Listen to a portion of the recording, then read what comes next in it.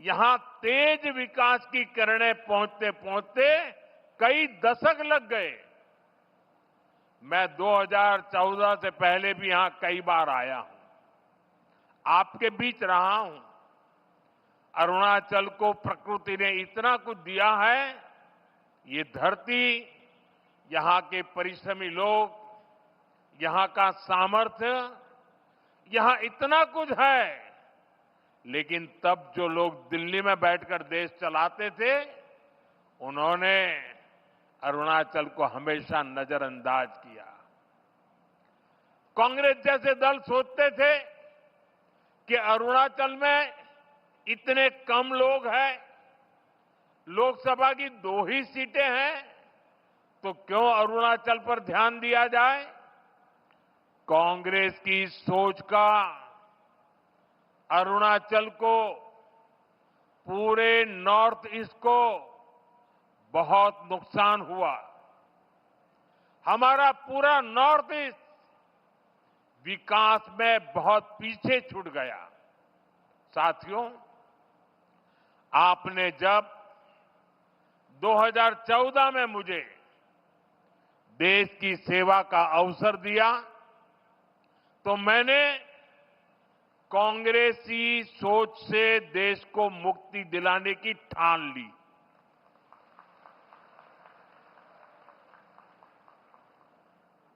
हमारी प्रेरणा किसी राज्य में वोटों और सीटों की संख्या नहीं, नेशन फर्स्ट की भावना है। देश पहले, हमारा एक ही मंत्र है, नागरिक देवो भव। जिनको कभी किसी ने नहीं पूछा, उसको मोदी पूजता है। इसलिए जिस नॉर्थ ईस्ट को कांग्रेस के समय में भुला दिया गया था, वो साल 2014 के बाद विकास की प्राथमिकताओं का केंद्र बन गया है। हमने पूरे नॉर्थ ईस्ट के विकास के लिए बजट कई गुना बढ़ाया। हमने लास्ट माइल कनेक्टिविटी और लास्ट माइल डिलीवरी को अपनी सरकार की पहचान बनाया। और इतना ही नहीं, हमने ये पक्का किया कि सरकार दिल्ली में बैठकर नहीं चलेगी। अफसरों को, मंत्रियों को ज्यादा से ज्यादा नॉर्थ ईस्ट आना होगा, यहां रात्रि मुकाम करना होगा।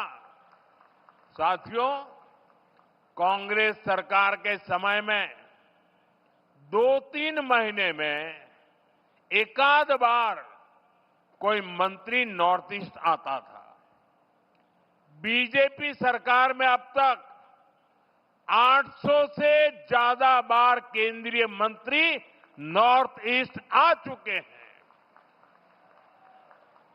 और ऐसा नहीं है कि सिर्फ आए और चले गए। हमारे मंत्री आते हैं तो प्रयास रहता है कि वो दूर दराज के क्षेत्रों में जाए, जिलों में जाए, ब्लॉक में जाए। इतना ही नहीं, कम से कम एक रात रुक करके जाए। मैं खुद ही प्रधानमंत्री के तौर पर 70 से ज्यादा बार नॉर्थ ईस्ट आया हूं।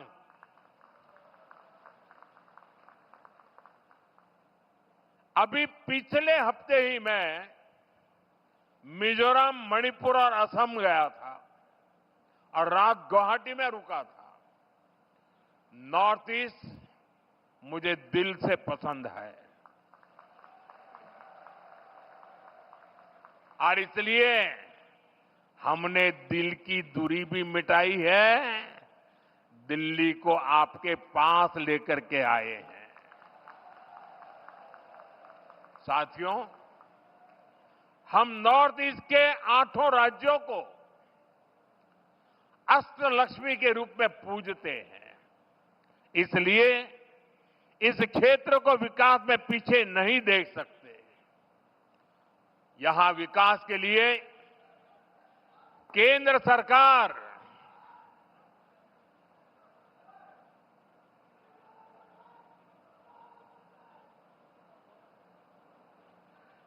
सरकार ज्यादा से ज्यादा पैसे खर्च कर रही है।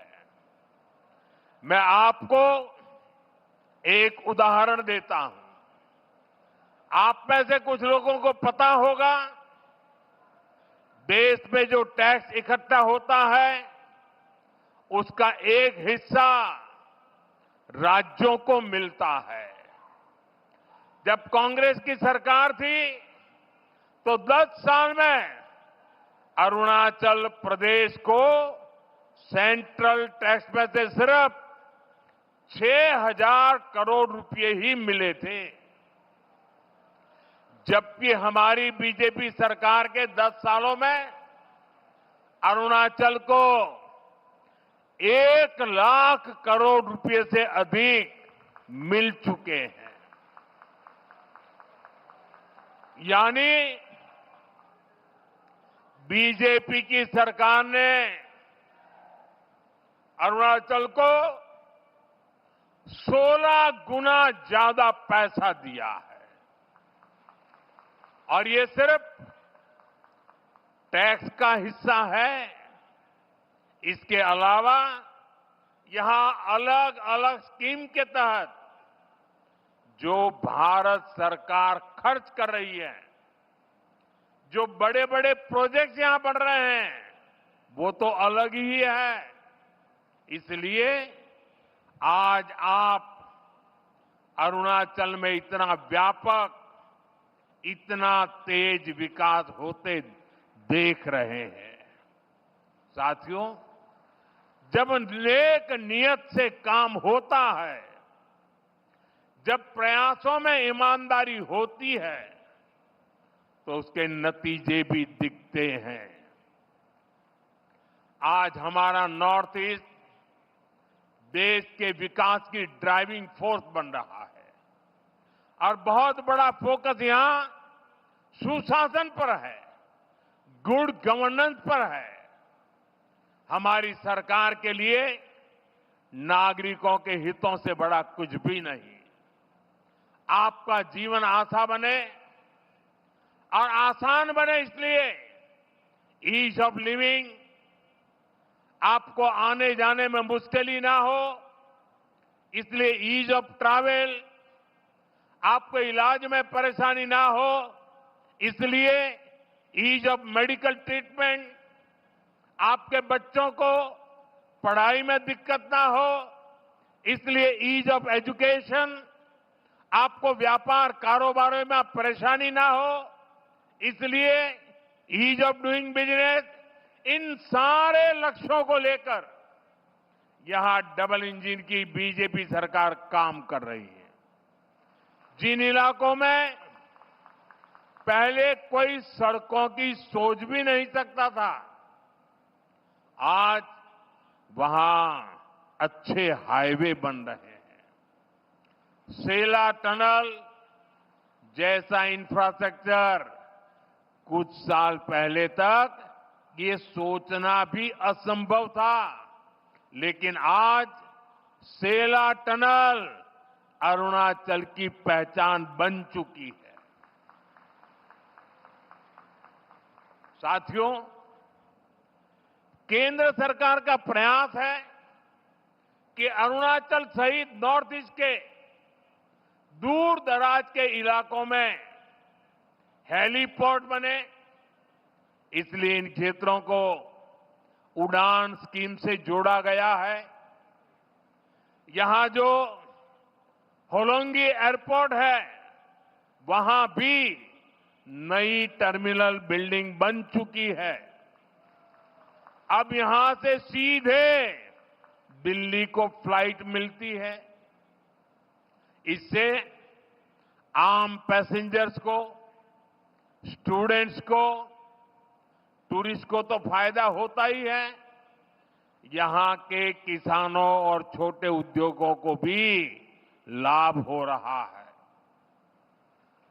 यहां से देश के बड़े बाजारों तक फल सब्जियां पहुंचाना,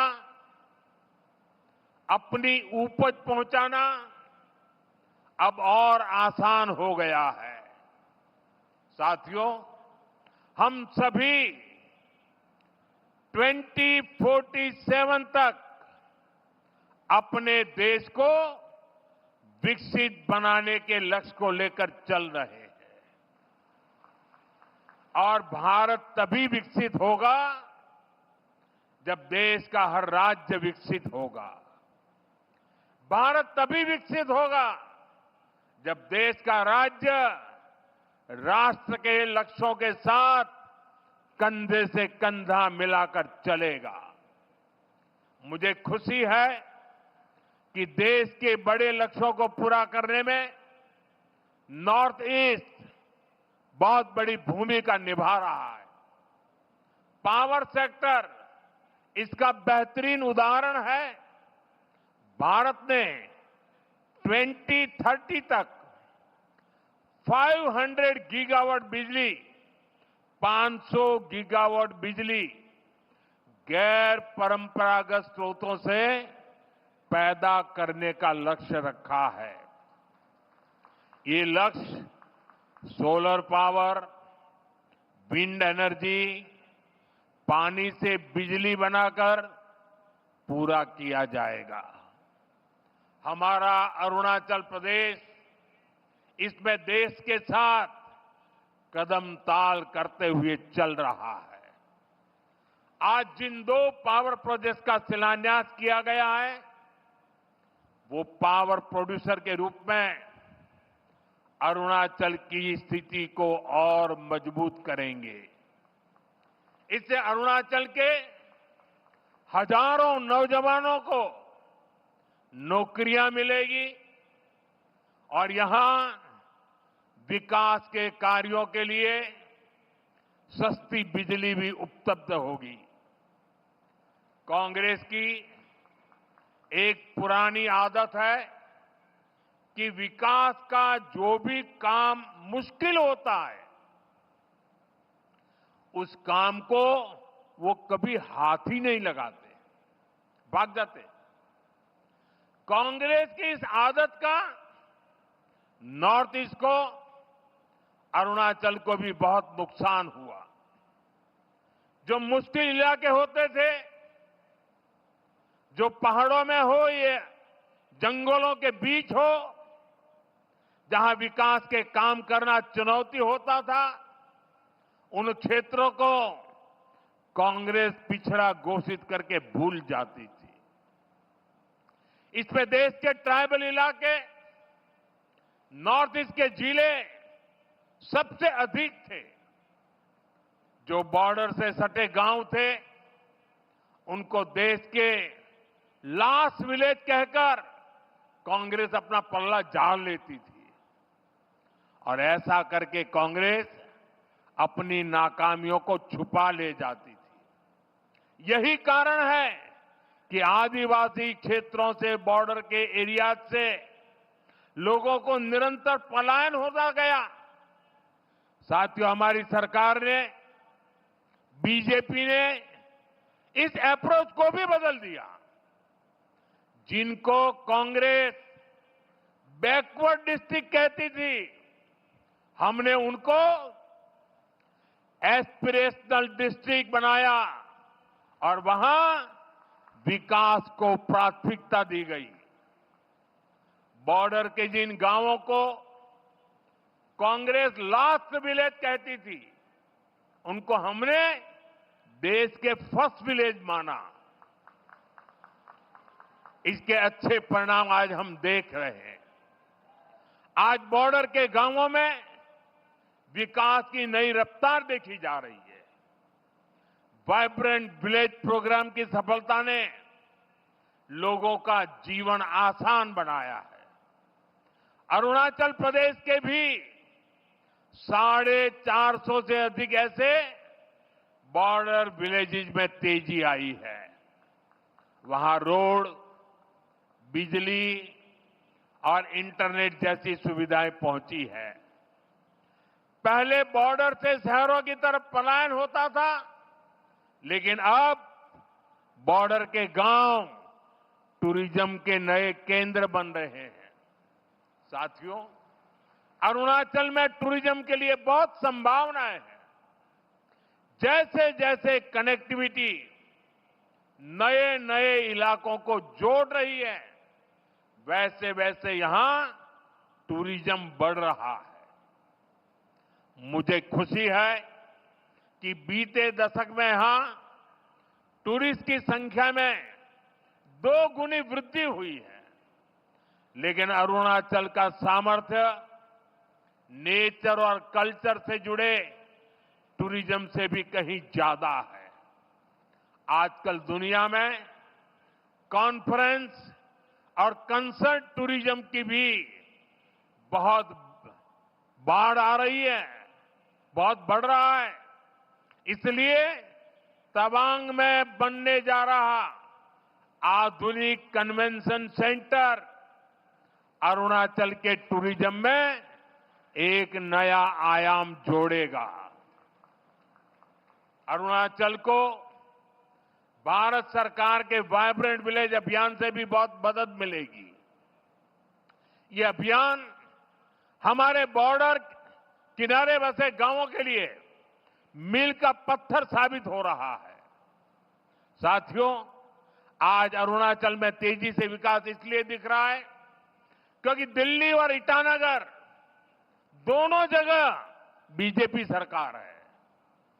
केंद्र और राज्य दोनों की ऊर्जा विकास में लग रही है।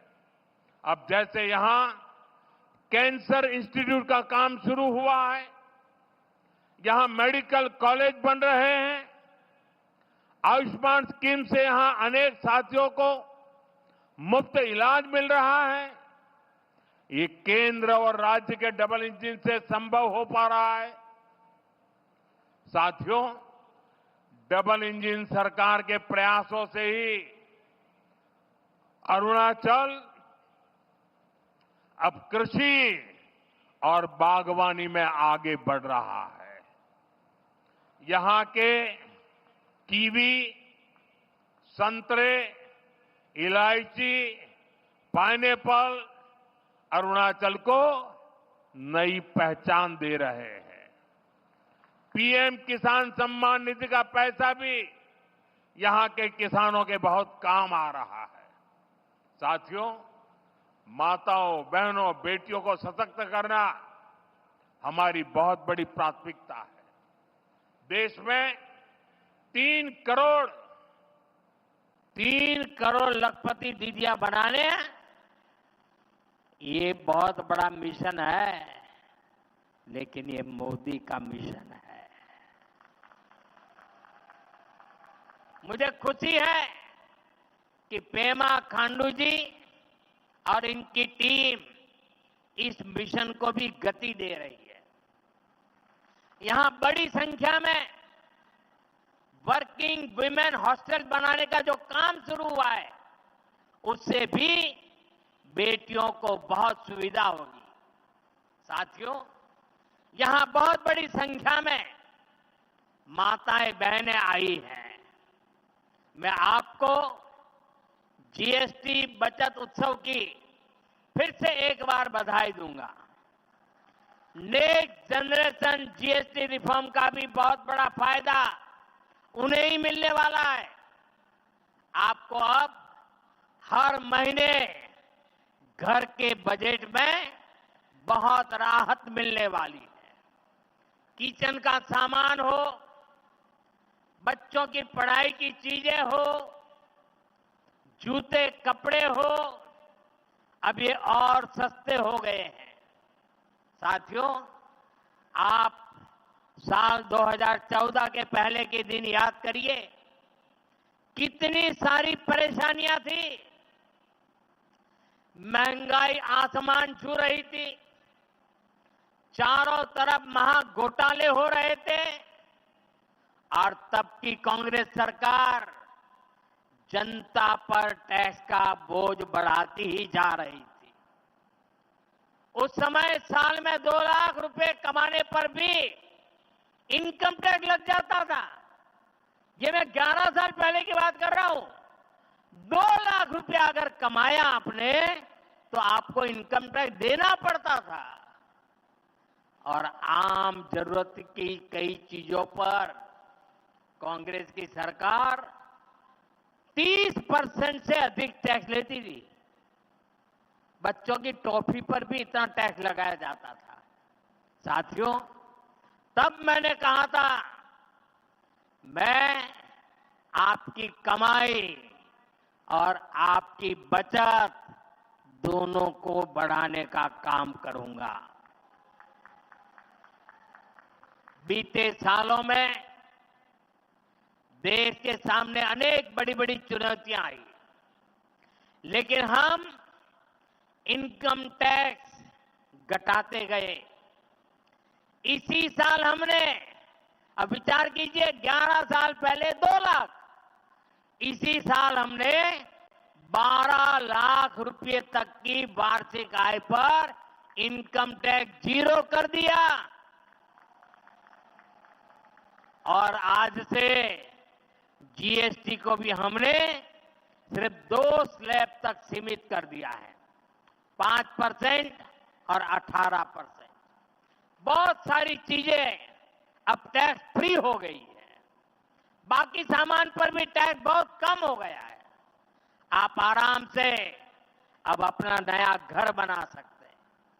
कोई स्कूटर, बाइक खरीदना है, बाहर खाना पीने के लिए जाना है, कहीं घूमने फिरने जाना है, ये सब पहले से सस्ते हो गए हैं।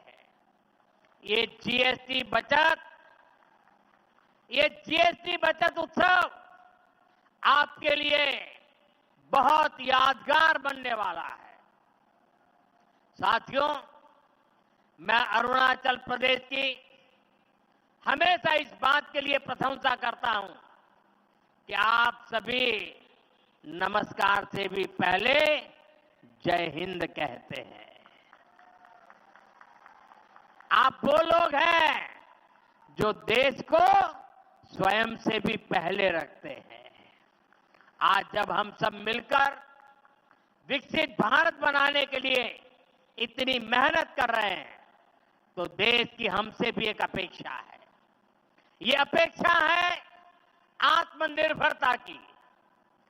भारत विकसित तभी होगा जब भारत आत्मनिर्भर होगा। और भारत की आत्मनिर्भरता के लिए जरूरी है स्वदेशी का मंत्र।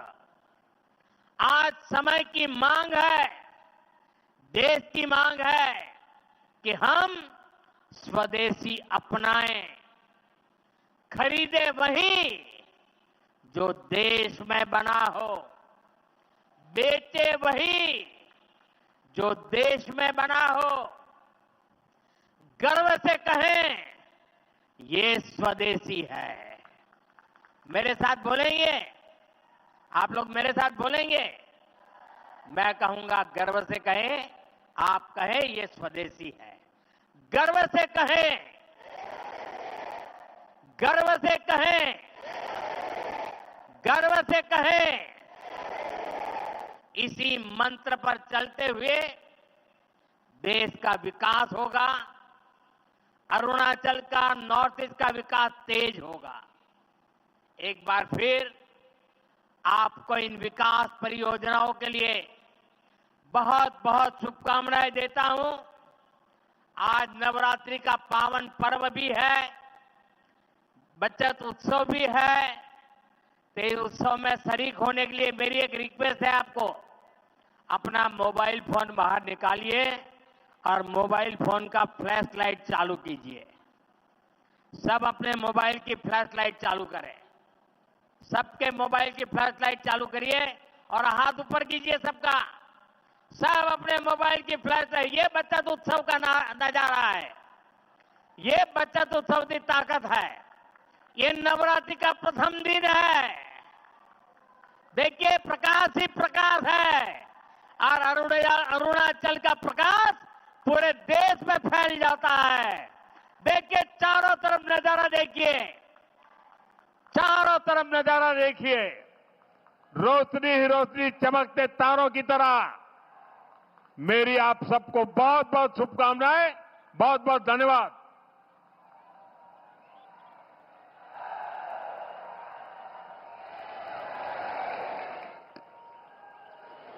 बहुत बहुत धन्यवाद आदरणीय प्रधानमंत्री महोदय। आपके आशीर्वचनों तथा मार्गदर्शन के लिए उपस्थित तमाम लोगों की ओर से आपके प्रति हृदय से आभार। आपके दूरदर्शी नेतृत्व से आज अरुणाचल प्रदेश उन्नति और प्रगति के पथ पर निरंतर अग्रसर हो रहा है। आपकी नेतृत्व के कारण अरुणाचल प्रदेश अब हाशिए पर नहीं बल्कि भारत की विकास गाथा से मजबूती से जुड़ा हुआ है। आपका दूरदर्शी नेतृत्व पूरे भारत में और विशेष रूप से अरुणाचल में लाखों लोगों को प्रेरित करता है। आपका अरुणाचल प्रदेश में पधारने के लिए एक बार फिर से बहुत बहुत धन्यवाद। बहुत ही जोरदार तालियों के साथ अभिनंदन और स्वागत माननीय प्रधानमंत्री महोदय जी का। बहुत बहुत धन्यवाद। अनेकों तो आप सुन रहे थे प्रधानमंत्री को ईटानगर में अरुणाचल प्रदेश के इस मंच से, जहां प्रधानमंत्री ने कई अहम बातें कही हैं और उन बड़ी बातों को हम आपके साथ करने जा रहे हैं साझा, जहां प्रधानमंत्री With an AI-powered Lenovo laptop, you can learn more and feel your passions in ways you never thought possible. A better future's waiting, and it needs you. Lenovo.